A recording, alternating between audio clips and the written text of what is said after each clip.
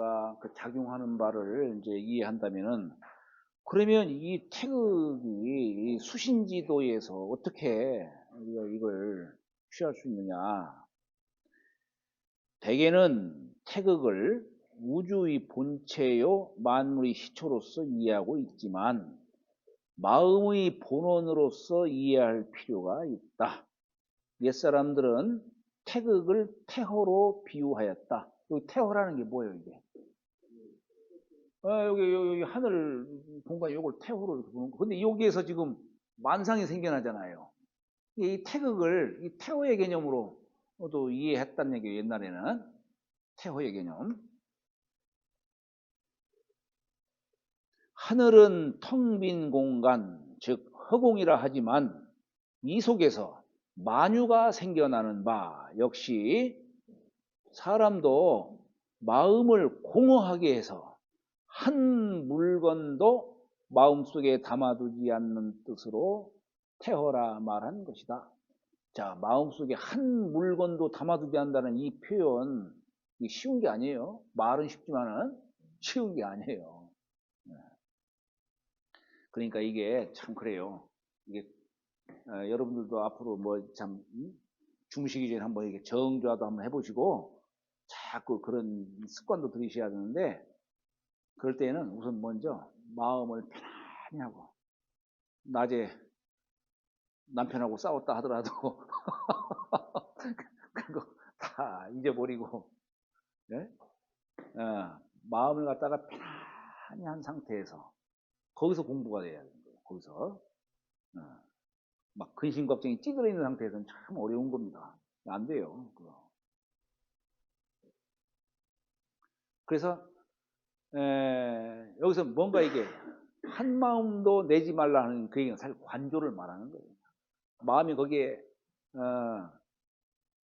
뭐라고 해야 되나, 그냥 벌써 마음이 거기에 이게 뭐 어떤 인식을 한다든가, 인식이라는 것도 참 그래요. 우리가 성성법이라는 얘기가 있는데,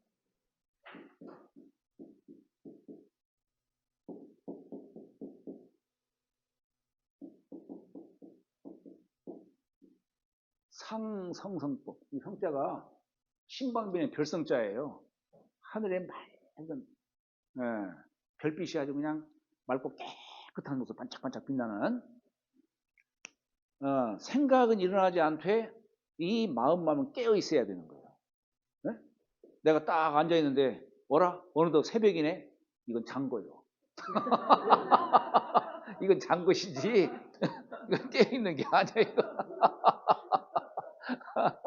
그걸 뭐라고 하냐면 혼침이라고 해요. 혼침. 네? 네, 혼침이라고 하는 거예요.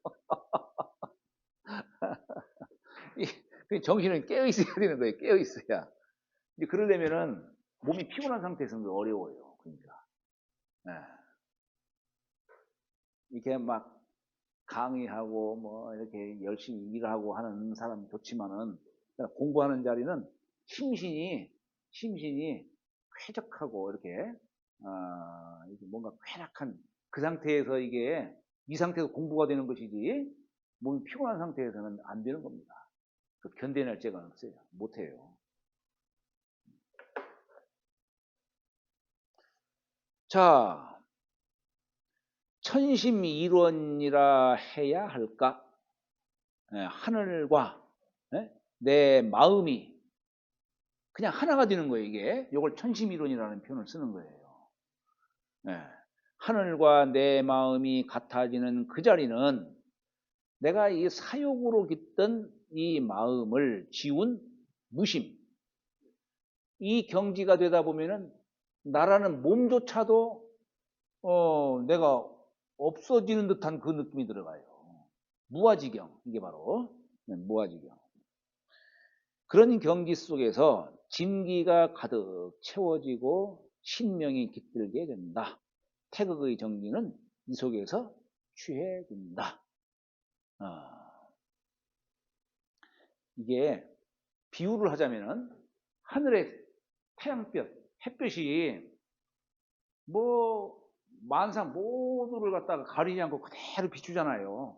비추는데 그 태양빛은 한 장의 종이만 있어도 통과를 못해요. 종이만 있어도. 네. 사람이 저 천도를 받으려면은 이 마음을 깨끗이 해야 되는데, 이 마음에 한 가지 생각만이라도 이렇게 있으면은 마치 종이가 가려진 것처럼 받아들이지 못한다는 얘기예요. 우리가 이 덕이라는 글자를 열십자에다 넉사자를 이렇게 세우면은 이렇게 돼요. 직심이라고 해요. 직심. 응? 직심. 직심을 행한다 이런 얘기예요. 직심을 행한다. 덕은 어떤 뜻이냐면 덕은 득이하라. 얻는다는 뜻이에요. 얻는다는 뜻. 뭘 얻느냐? 저 천도를 내 몸에 얻는 거예요. 네? 이걸 저기 때로는 이런 말도 써요. 응도다. 엉길 응자에 길도자. 네? 응도다 이런 말도 써요.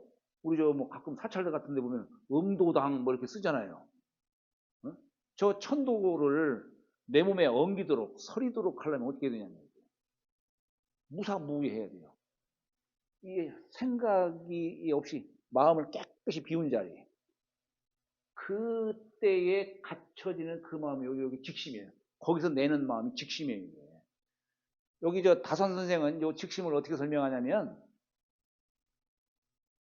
비유하자면 청수한 걸 딱 떠다 놓고 내 마음이 저 맑은 물처럼 깨끗해졌을 때 요걸 우리는 지극한 정성이다. 지성감천이라는 말 있죠. 지극한 정성을 들이면 하늘이 감동한다 이런 얘기예요. 그 지성의 어떤 그 뜻을 덕이라는 글자로 표현하고 있어요. 그렇게 돼야 한다 이런 얘기예요. 그렇게 돼야 된다. 그래야 응도가 될 수 있는 거예요. 응도. 아까 고유역사 속에 빅방자 얘기하듯이 그렇다는 얘기예요.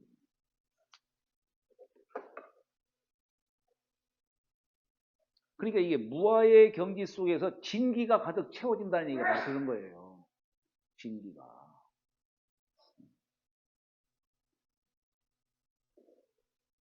그리고 신명이 깃들게 된다. 진기가 채워지고 신명이 깃들게 된다. 태극의 정기는 이 속에서 취해진다. 그러니까 이게 뭐냐면, 자, 우리 태극의 기운은 사람이 이게 태극은 음에서 음체에서 태극의 기가 갖춰지는 거예요. 네. 양으로 태극의 기를 쓰는 것이고 밖으로 발산하는 거예요. 그러니까 이게 우리 가을 겨울 이런 이 의미는 뭐냐면 음이 극한 자리잖아요. 그렇잖아요? 우리가 이게 보통 겨울이라고 한다면은 보통 춥고 삭막하고 그런 뜻으로만 우리 생각하지만은 사실 겨울이 갖는 의미는 뭐냐면 원기를 다시 회복하는 기간이에요. 겨울을. 그래서 우리가 주역 속에 원형이정을 얘기할 때에 겨울철에 그러한 뜻을 이렇게 한 글자 정이라는 한 글자로 표현해요. 정. 이 정이라는 글자, 이 주역 속에 이 정이라는 글자 굉장히 중요한 의미를 가져요. 정. 요즘에 여성들은 뭐 정자 쓰기를 아주 그냥 다 거부해요, 그냥. 정호가 정수나 제가 볼 때 그런 거 참 좋은 글자인데 좋은 글자인데 요즘에 아마 어린애들 이름 져달라고 할 때 보면은 정자 같은 건 다 피하려고 할 거리 아마 참 좋은 글자인데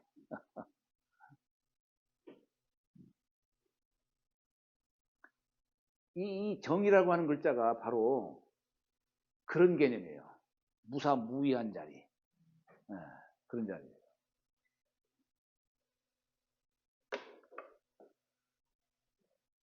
그래서 옛날 선비들이 고요정자, 앉을자자, 정자를 하는 이유가 바로 그겁니다. 그 원기를 회복하고 천도에 부합하기 위해서 정자를 하는 거예요. 자, 우리 개사전에서도 이런 말이 있어요. 역은 무사야하며 생각함도 없고 무의야는 뭐냐면 마음이 이게 움직이지 않는 거예요. 이게 뭔가 자구이하는, 뭔가를 도모하려고 하는, 네? 그런 것도 없이 하야. 적연, 여기 적연은 마음을 고요하는 걸 말하는 거예요. 부동은 마음을 움직이지 않는 거예요. 근데 이게 참 움직이지 않게 한다는 것이 쉽지가 않습니다. 그러니까 사람들이 때로는 방편 삼아서 양미간에다가 마음을 딱 붙인다든가 하단전에 마음을 붙인다든가 이렇게 하는 거예요. 이건 방편이에요. 그러면 저기 우리 저 석가모니 불께서 부처님이 가섭존자에게 법을 전할 때 정법안장이라는 그런 말씀을 하셨어요. 정법안장.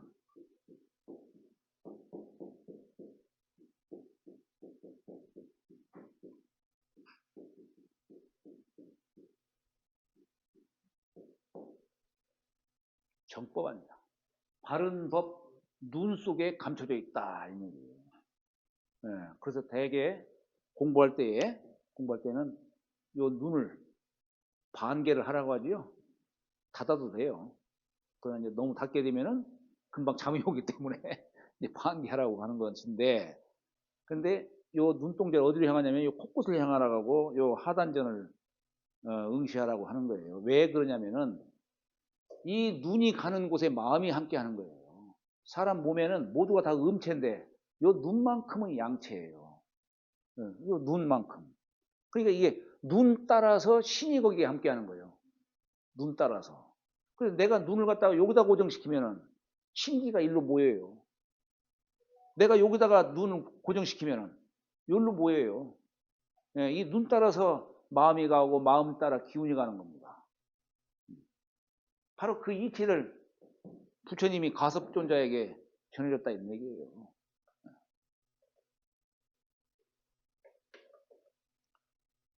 그래서 이렇게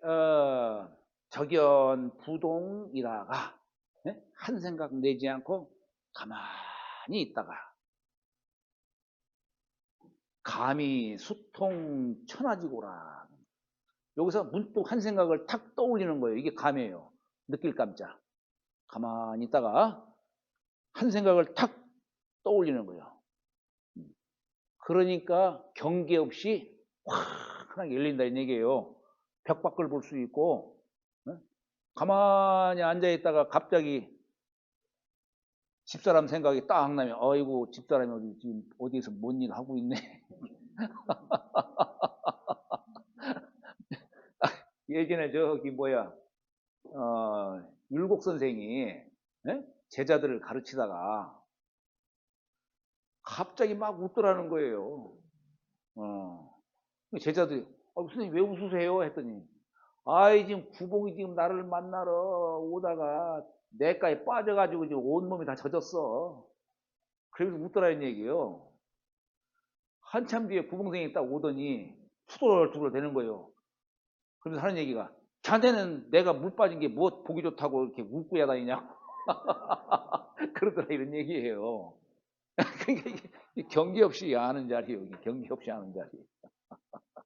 관이라는 게 바로 그거예요. 벽 밖을 보려면은 눈을 감아야만이 볼 수 있는 거예요. 눈 뜨고는 벽 밖을 못 봐요. 예전에 저희 조부님께서 야산 선생이 그런 말씀을 하시더라는 거예요. 참 묘하다. 옛날에는 내가 눈 뜨고도 볼 수 있었는데 지금은 눈 감아야만이 되는구나. 이게 무슨 얘기예요 이게. 눈을 뜨면은 마음이 덩달아 발동을 해요. 눈 가는데 마음이 가요. 그러나 이제 큰 대인들은 눈 뜨고도 그 경계에 끄달리지 않겠죠. 그러니까 한참 기세가 장하던 옛날 참 젊은 시절 때에는 눈 뜨고도 볼 수 있었는데 지금은 기가 쇠해지니까 눈 감아야만이 되는구나.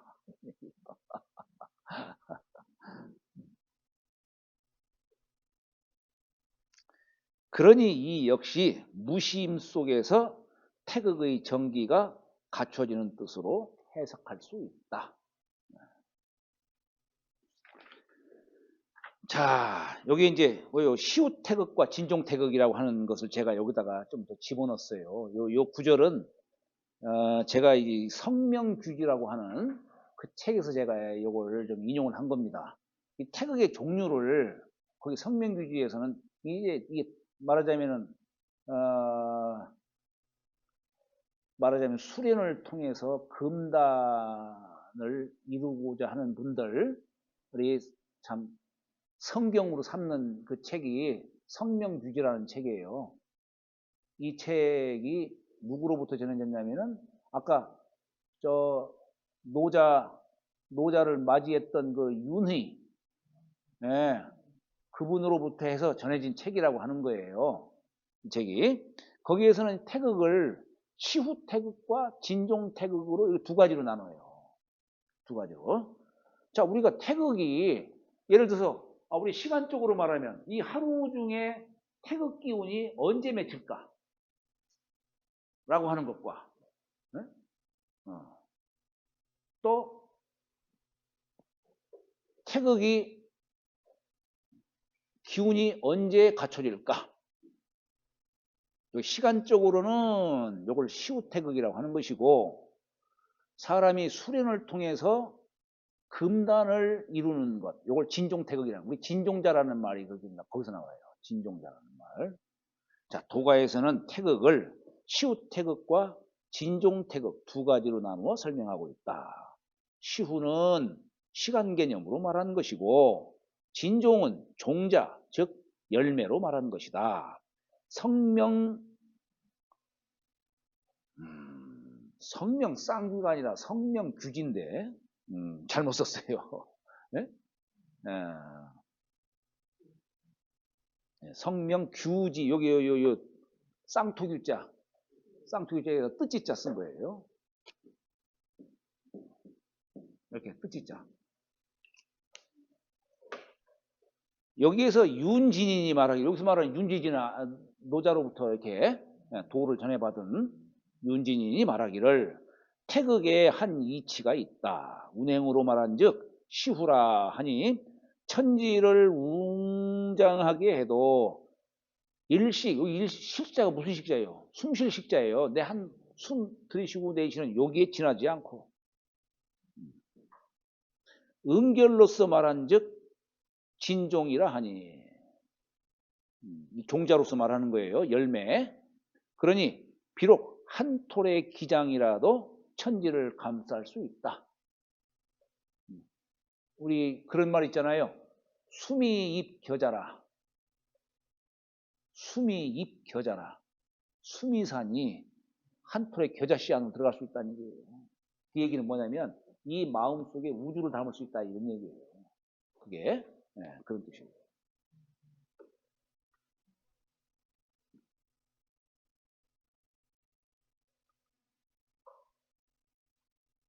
자, 동물이 숙집하고 숙집이 뭐냐면 잠자는 거예요. 아까 개가 이렇게 엎드려 있듯이 동물이 숙집하고 식물이 귀근하고 겨울이 되면은 입동지절이 되면은 다들 귀근해요. 그죠? 동물도 동면 속으로 들어가고 화지 지나서 추분 지나서 이게 숙집이죠. 또 사람이 숨을 죽이고 고요히 하니 이건 말하자면은 단전호흡이죠. 뭐 그렇잖아요. 네. 우리가 이 숨쉴 식자를 이렇게 쓰잖아요.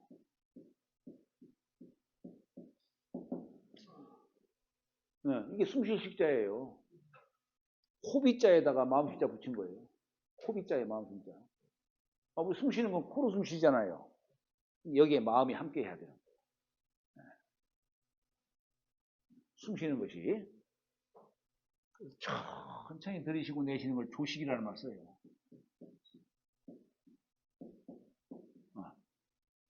천천히 들이쉬고 내쉬는 걸 면면조식.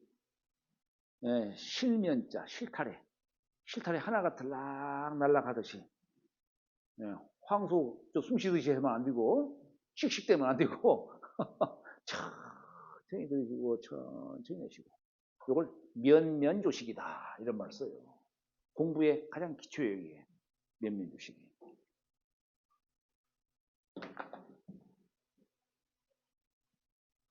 그것보다 앞서 선행되는 것이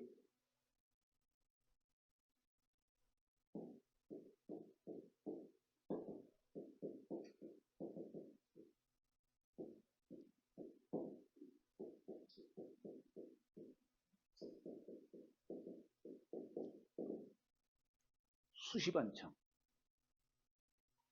보는 것을 거둬들이고 네? 듣는 것을 돌이키라는 얘기예요. 밖에 나는 소리를 듣지 말고 이 마음의 소리를 들으라는 얘기예요. 이게 공부의 기초예요. 그리고 나서 면면조식해야 돼요. 예. 그래야 신기가 이 몸 안에 깃드는 거예요. 이게 금단요결에서 나오는 금단요결이라고 하는 겁니다. 이게.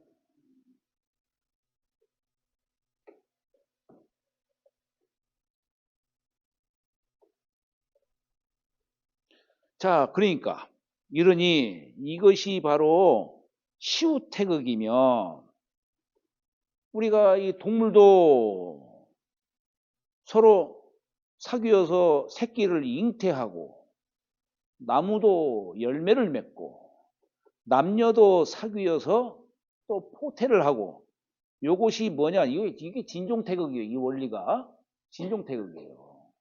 예. 사람이 이 두 극을 보완해서 일치를 않는다면 장생불사 할 수 있다. 예.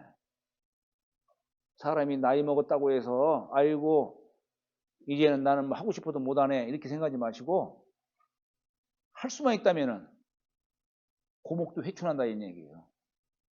고목에도 회춘한다.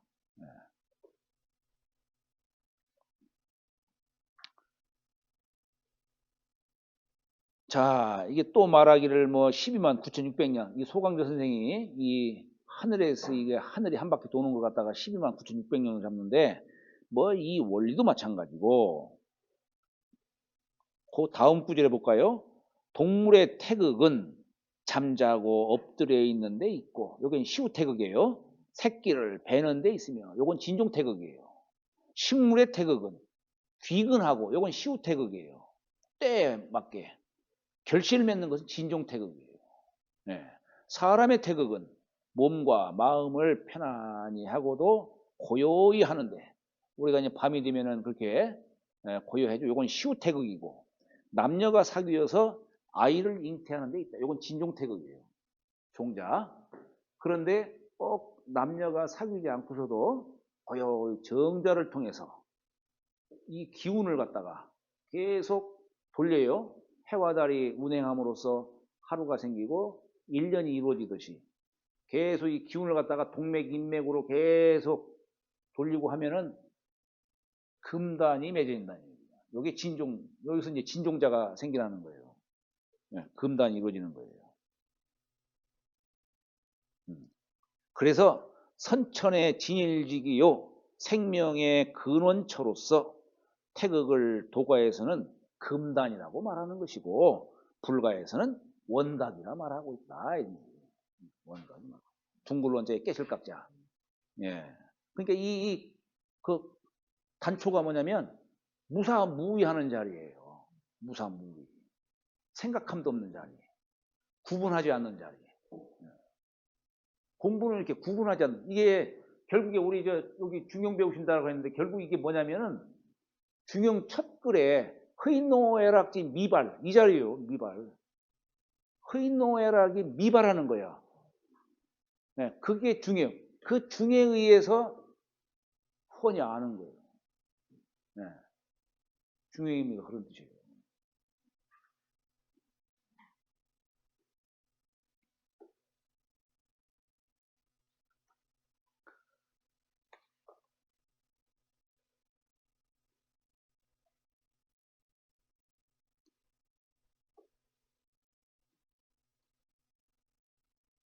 예, 그러니까 이렇게 이제 이런 공부를 통해서 우리가 정을 보존하는 거예요. 정. 그러니까 장생의 요건은 뭐냐면 마음을 맑게 하고 편안히 하고 그 다음에 이렇게 정을 보존할 줄 알고 그러면은 불로 장생이 먼 데 있는 것이 아니다. 태극 기운을 어떻게 사람이 어떻게 쓸 수 있느냐. 바로 그거 지금 얘기하는 거예요. 태극과 마음을. 그래서 이게 내구당 선생, 소강조 선생은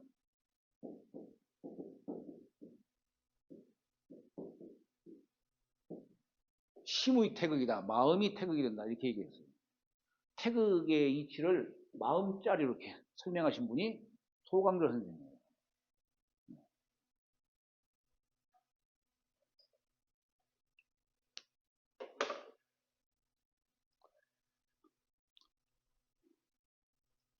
그래서 노자는 도를 유물무형으로 얘기했고 선천지생이다. 천지보다 앞서 생겼다라고 표현했는데 이 도는 아마 공자가 말한 태극의 모습과 거의 비슷할 것이다.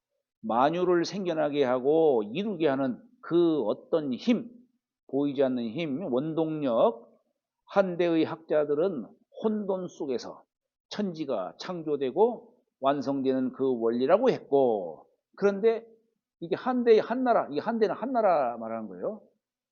그런데 이걸 마음자리, 이 사람의 도로서 송대의 주렴계는 인도의 극치로 태극을 설명하고 있다. 하늘의 도이면서 인도의 근원으로 설명되는 태극도형 속에는 우주 만물의 생성 소장의 이치가 숨어 있고 조화와 상생의 원리가 함축되어 있다. 우리가 보이는 요 그림이 조화와 상생의 원리를 담고 있다는 얘기예요. 네. 개사전에서 말한 역유, 태극, 역 속에 태극이 있다라고 하는 것이 바로 그런 뜻을 이해할 수 있으니 학역자들이 태극의 원리를 이해하지 못하고서는 역도를 얻을 수 없음을 명심해야 할 것이다. 유학에서 말하는 도학의 연원과 도통의 맥락이 바로 이 태극의 원리에서 비롯하는 것이다. 자, 오늘은 여기까지 하도록 하겠습니다. 나도 모르게 욕을 잡았네. 여기